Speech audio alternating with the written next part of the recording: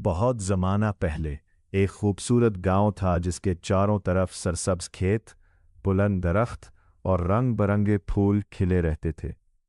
इसी गांव में एक नेक दिल लड़की रहती थी जिसका नाम आयशा था। आयशा को फूलों से बेहद मोहब्बत थी। वो हर रोज़ सुबह सवेरे बाग में जाती, फूलों को पानी देती और उनसे बातें करती। एक दिन आयशा बाग में घूम रही थी कि उसे एक अजीब सा फूल नजर आया। वो फूल सुनहरी रंग का था और उसकी पंखड़ियों से हल्की हल्की रोशनी निकल रही थी। आयशा ने ऐसा फूल पहले कभी नहीं देखा था। ये कैसा फूल है? आयशा ने हैरत से कहा। जैसे ही उसने फूल को छुआ, एक नरम सी आवाज़ सुनाई दी। आयशा, डरो मत, मैं जादुई फूल हूँ। आयशा हैरान रह गई। तुम बोल सकते हो? हाँ, फूल ने जवाब दिया, लेकिन मेरी ताकत ख़त्म हो रही है। अगर तुम मेरी मदद करोगी तो मैं पूरे गांव की खुशियां वापस ला सकता हूँ। आयशा ने फौरन कहा, मैं ज़रूर मदद करूंगी। जादुई फूल ने बताया कि एक जालिम जादूगर ने पहाड़ के पीछे मौजूद जादुई चश्मे को बंद कर दिया है। इसी वजह से गांव के फूल मुरझाने लगे हैं और ज़मीन बंजर हो रही है। अगली सुबह आयशा सफ़र पर रवाना हो गई। रास्ते में उसे एक ज़ख्मी हिरन मिला। आयशा ने उसकी मज़म पट्टी की। हिरन ने शुक्रिया अदा किया और कहा, अगर तुम्हें कभी मदद की ज़रूरत हो तो मुझे याद करना। कुछ दूर चलने के बाद उसे एक छोटा सा परिंदा जाल में फंसा हुआ मिला। आयशा ने उसे आज़ाद कर दिया। परिंदा भी उसका दोस्त बन गया। शाम तक वो घने जंगल में पहुंच गई। जंगल बहुत खौफनाक था। दरख्तों के साए अजीब शक्लें बना रहे थे और हर तरफ परअसरार आवाज़ें गूंज रही थीं। अचानक रास्ता दो हिस्सों में तकसीम हो गया। आयशा को समझ नहीं आया कि किस तरफ जाए।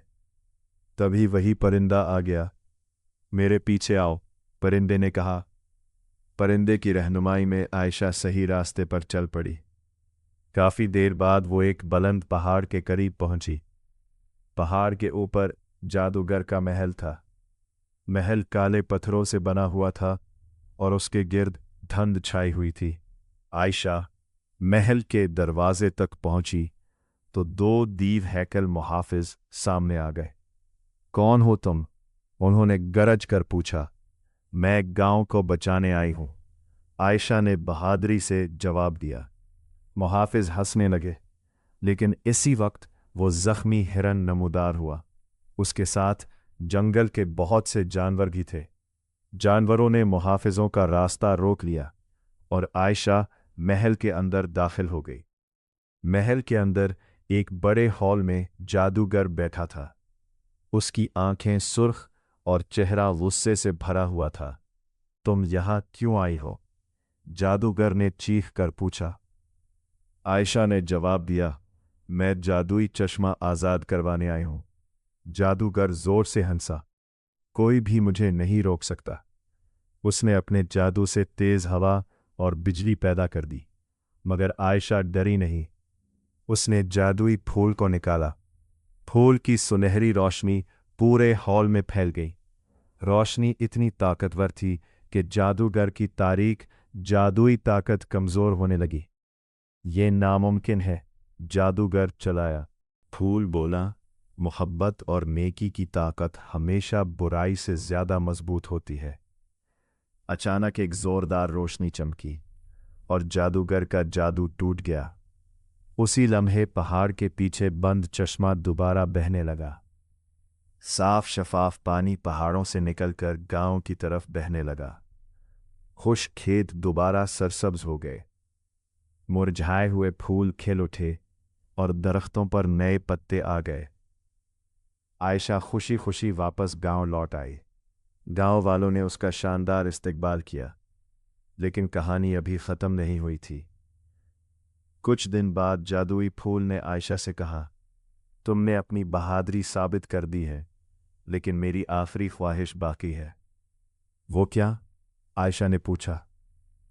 मुझे गांव के सबसे खूबसूरत बाग में लगा दो ताकि मेरी खुशी हमेशा लोगों में बंटती रहे। आयशा ने ऐसा ही किया। اس نے پھول کو ایک خاص جگہ پر لگا دیا۔ وقت گزرتا گیا، جادوئی پھول روز پہلے سے زیادہ خوبصورت ہوتا گیا۔ لوگ دور دور سے اسے دیکھنے آتے تھے۔ کہا جاتا ہے کہ جو شخص سچے دل سے اس پھول کے پاس جا کر دوسروں کی بھلائی کی دعا کرتا، اس کی خواہش ضرور پوری ہوتی تھی۔ عائشہ بڑی ہو کر گاؤں کی سب سے محترم خاتون بن گئی۔ وہ ہمیشہ بچوں کو یہ سبق دیتی: نیکی، محبت اور دوسروں کی مدد کبھی ضائع نہیں جاتی۔ اور یوں جادوئی پھول کی خوشبو نسلوں تک لوگوں کے دلوں میں محبت اور امید پھیلاتی رہی۔ اختتام: جو لوگ دوسروں کی مدد کرتے ہیں اور نیکی کا راستہ اختیار کرتے ہیں، آخر کار کامیابی اور خوشی انہی کا مقدر بنتی ہے۔